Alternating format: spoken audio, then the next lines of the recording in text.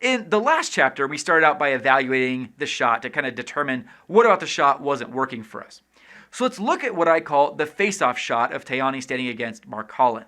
Now in my head, this shot was really powerful as these two strong figures faced off against each other.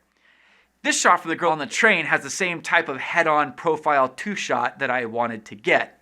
But I obviously didn't achieve anything like this.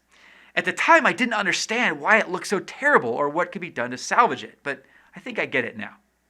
This is the original shot. From what we've covered in this course so far, what do you think is off about this? Well, there are a lot of things. Probably more things wrong with this shot than right with it, honestly. The thing that bothers me most, though, about this image is the lighting. The main source of lighting is coming from the direction of the camera, which, as we've talked about throughout this course, is my least favorite way to light things. Not only is the direction of the light bad, but there's just so much of it. It's everywhere. There are not really any shadows, which makes this feel more like a sitcom than a fantasy drama. Also, the background isn't doing us any favors here. Most of the frame is just this pure brown background, which is so flat and boring. Well, except for the shadow from the townspeople, which somehow makes it even worse. Another aspect of this that really doesn't work for me is that it all feels so two-dimensional.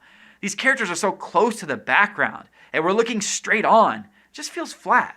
And there's no depth between the characters and the background, but ironically, there's way too much space between these contentious characters. It makes this scene weak. I also don't really like the framing. I wanted to keep Cordelia in the frame to see her reaction, but I think in retrospect that it might have been better to just cheat the shot and have her stand on an apple box so that the disparity in height wouldn't be so big. Then we could frame this a little bit more tightly, which would make the shot feel more personal. Now, these are just some of the many problems with this shot.